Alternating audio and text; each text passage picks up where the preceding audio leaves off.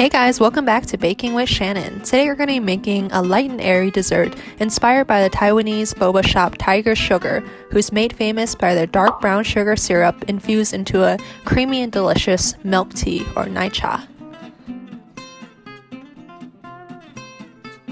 So we're going to start out by infusing our milk with the tea, and to do that you want to add about 2 to 3 tablespoons depending on how strong you like it of whatever tea you like. I'm using a jasmine tea because I like the floral aroma and essence of it, but you can use any sort of strong black tea so that way it doesn't get lost in the background.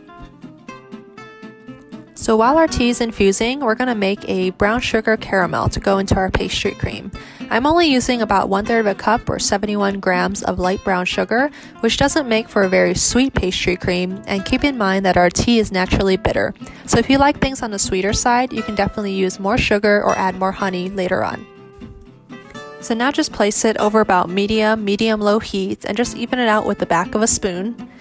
And you'll start to notice it begin melting around the edges first, and that's usually when I begin stirring it. So it's important when you're making any sort of caramel to make sure you're watching it and stirring it constantly so that way it's less likely to burn. And you'll notice it go from a light amber color to a really deep, rich caramel color.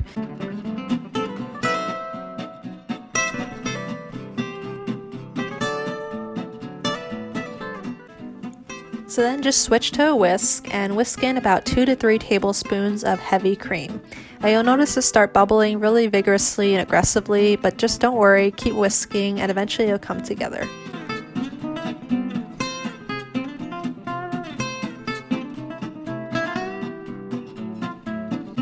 In addition to the heavy cream, we're going to add 2 tablespoons of salted butter, which I think complements the sweetness of the caramel really well, and just whisk it in until it's combined.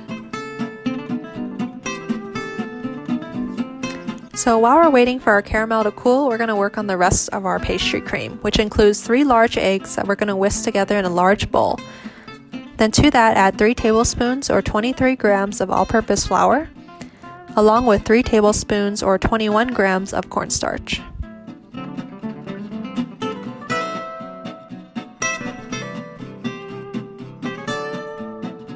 So once that's combined, we're going to whisk in our warm milk, which should be done steeping after about 20 minutes.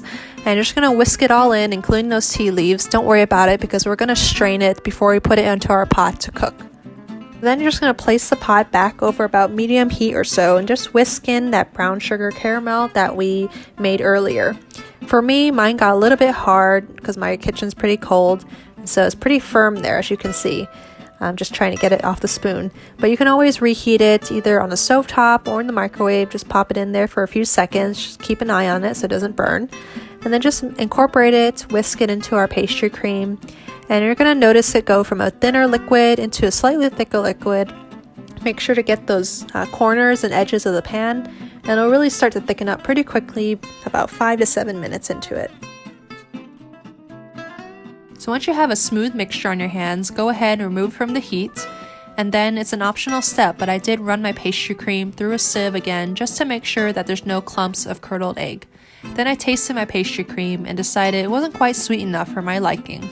So I stirred in 2 to 3 tablespoons of honey, and that's to taste, depending on how sweet you like it. And I do like the honey because it does accent the floralness of the jasmine very well. And to that, you also want to add 2 tablespoons of butter and just stir that in until it's smooth. And then you should have a nice shiny glossy pastry cream on your hands. Then just let that sit there and cool down, and make sure to cover it with some plastic wrap and just chill it in the fridge until it's completely cold. So while we're waiting for our pastry cream to chill, we're going to work on our Cracklin Topping, which is nothing more than just equal parts all-purpose flour along with light brown sugar and butter. So just combine everything in a medium-sized bowl just until everything is moistened and it kind of resembles a cookie dough or some wet sand. Then just place that mixture onto a piece of parchment paper, and either with your fingers or a rolling pin, you want to press it out until it's about 1/4 of an inch thick. Then just freeze it until it's completely firm, that way it's easier to cut before we place it onto our cream puff dough. So now we're finally ready to make our cream puff dough, or pâte à choux. So I do have a recipe here for matcha eclairs, and if you ever made eclairs or profiteroles or other types of cream puffs, it's the same type of dough. where essentially you're combining some milk or water, I'm using milk in this case, along with some butter, a pinch of salt, and sugar. And just place it over about medium heat or so, just until that milk starts to boil. And once it starts boiling, you want to immediately add all your flour. And initially, it's going to look like a big mess, like a big clumpy mess, and you're going to think something has gone tragically wrong here. But not to worry, go ahead and turn your heat off and just continue mixing with a rubber spatula or wooden spoon just until all that flour is moistened.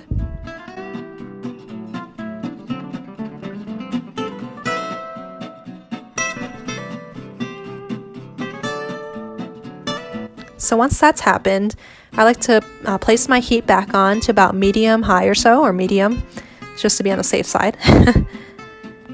And you just want to cook this dough.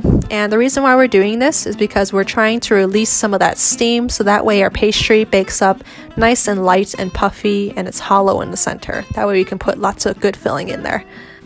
The way you know your dough is done cooking is that it's going to begin forming a film of flour on the bottom and sides of the pan. It'll also begin to smell like really good, delicious, buttery pie crust, so that's also a good sign. So once that happens, go ahead and remove it from the heat and then just place it into a bowl of a stand mixer fitted with the whisk attachment. You can also do this by hand. I've done it in my matcha eclair recipe video, which will be linked in the eye above or down below in the description as well.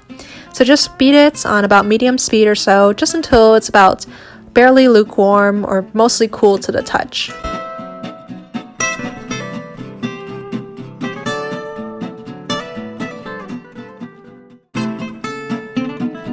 So now you're going to begin adding your eggs, and I recommend a range of anywhere between 5 to 6 large eggs, and that just depends on the type of egg that you buy, the brand, and in total you're looking for, out of the shell, it should weigh about 9 ounces of eggs.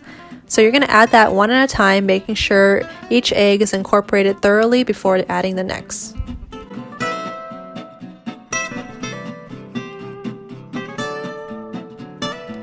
So what you're looking for is a very smooth batter, and it will be thick, but at the same time it'll hang off the whisk attachment and kind of slowly, gradually fall back into the rest of the batter. And it shouldn't be so thick that you have a hard time piping it out. So once you perfected your pâte à choux or your cream puff dough, you're going to pipe it onto a lined baking sheet. And I'm using a piping bag fitted with a small round tip, but you don't have to use that if you don't have one. You can go ahead and use a Ziploc bag with the corner snipped off. And just pipe it into, small to medium sized mounds.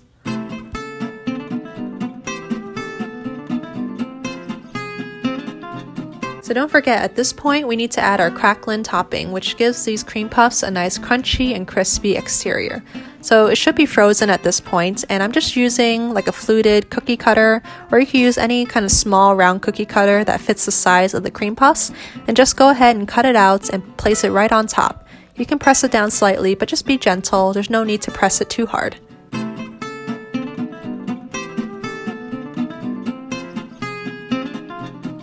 So now just bake it for about 20 to 23 minutes or until it's nicely puffed and risen and golden brown.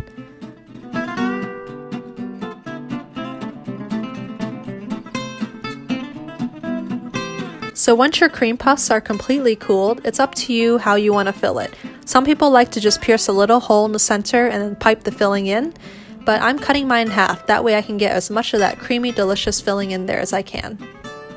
Before we fill our cream puffs, I do like to lighten our pastry cream with some whipped cream that's been sweetened with a touch of powdered sugar. And then just pipe in as much or as little pastry cream as you like, and I like to top it with some extra whipped cream as well as a dusting of powdered sugar.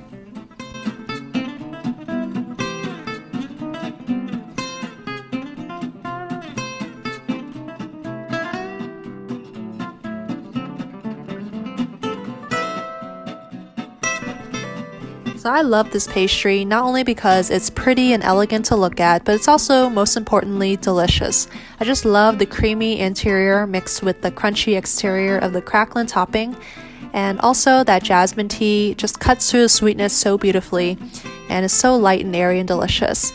And also, I know there's a lot of steps involved and it seems kind of long and laborious, but if you actually break it up, you can actually freeze the cream puffs with the Cracklin Topping for up to 3 months if you want, and then just bake it off straight from the freezer.